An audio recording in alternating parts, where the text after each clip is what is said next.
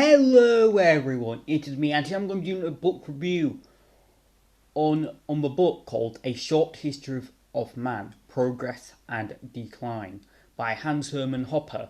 So this is around 132 page book, and I really enjoyed it. I thought it was very interesting. So what is this book about? So essentially it's Hans Hermann Hoppe short take on the history of humanity. Now, when I heard about this book and I read the title and the blurb, I was a bit like, this seemed a bit cultish. Because when I hear stuff, like for instance, the history of class struggle, like the communist theory of history or the Whig view of history, I'm always kind of like, you can't really make history into a story, history of humanity, because it's not like a religion, like it's not that. So that why I kind of always roll my eyes when I hear like views on history and stuff like that, like a certain view of history, like for instance the class struggle, like I said earlier on. You always kind of roll my eyes because I think it's just sort of silly and stupid. Like you can't just make history into a story. There's much more nuances to it if you're being realistic. But surprisingly, this was a bit different.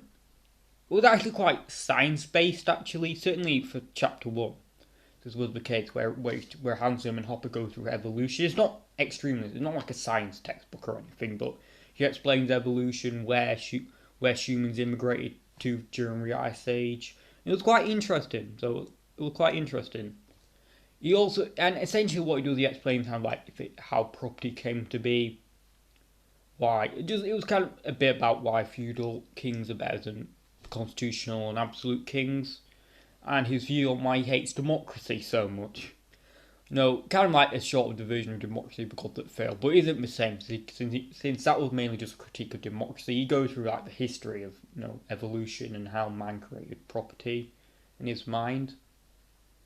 So it was a good book though. It was a really interesting book because of that.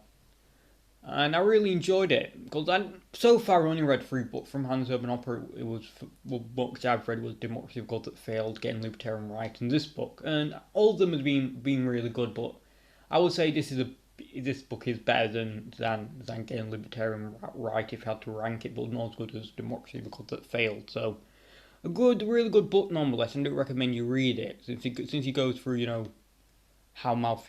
also you go through other things, like how Malthusianism can happen again, as well as how the Industrial Revolution happened, and how he doesn't think unlike Murray Rothbard and Mises that it was not entirely because of property rights this came to be, but due to intelligence.